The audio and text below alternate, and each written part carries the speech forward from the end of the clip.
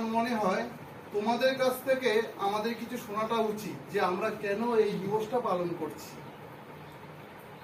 আমরা যারা আছি বিশিষ্ট আমরা তো বলবো দু এক কথা, কিন্তু তোমাদের কাছ থেকে জানতে চাইছি যে এই লক্ষ্য মাত্রাটা তোমরা কতদূর যেতে চাইছো। তুমি বলো তোমার লক্ষ্যটা কি, মানে তোমাদের লক্ষ্যটা কি? তুমি বলো। এই অ্যাসোসিয়েশন তৈরি করতে ওঠা, হ্যাঁ, এই বিষয়ে তোমরা কিছু বলো।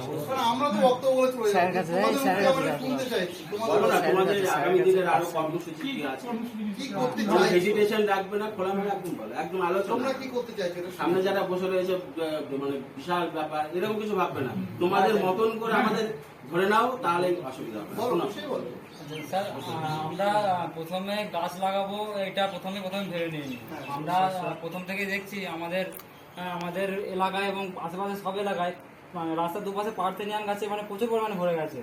এবার ওইটা প্রথমে নষ্ট করা আমাদের প্রথম উদ্যোগ ছিল, যার জন্য আমরা পিছনের 6 দিন টানা এই কাজই করে যাচ্ছি। 6 দিন বা মনে হয় 7 দিন হবে।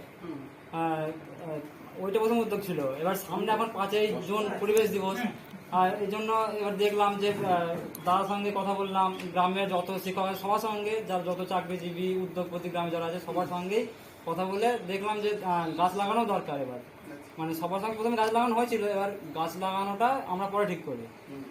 এবার তার জন্য গাছ টাছ কিনে আনি। এবার আর ওই যে পার্থেনিয়াম গাছগুলো কীভাবে নষ্ট হবে আমরা ছোটোবেলায় পড়েছিলাম, যে 5 লিটার জলে 1 কেজি লবণ মিশিয়ে দিলেই নষ্ট হয়ে যায়। এবার তা আমরা এক্সপেরিমেন্ট করে দেখলাম, এক্সপেরিমেন্ট করে দেখার সঙ্গে সঙ্গে 20 মিনিট পরেই নষ্ট হতে শুরু করলো। এবার তারপরেই আমরা মোটামুটি 6 দিন ধরে যে বললাম গঙ্গাধার থেকে ওই দিকটা আমাদের গ্রামের বাইরের দিকটা সব জায়গায় দিয়েছি, স্কুলেও প্রচুর পরিমাণে হয়েছিল, ওগুলো মানে সব জায়গায় দিয়ে নষ্ট করেছি। আমরা এবার শুধুমাত্র আমাদের এলাকায় না, আমাদের পঞ্চায়েতে জানিয়ে বা আমরা নিজে থেকে করে আমাদের এই এলাকা বা আমাদের যতদূর আমরা চিনি সবাইকে মানে অ্যাওয়ার করে বা সচেতন করে জানাতে চাই যে লবণ জল দিয়েও নষ্ট হয় এগুলো।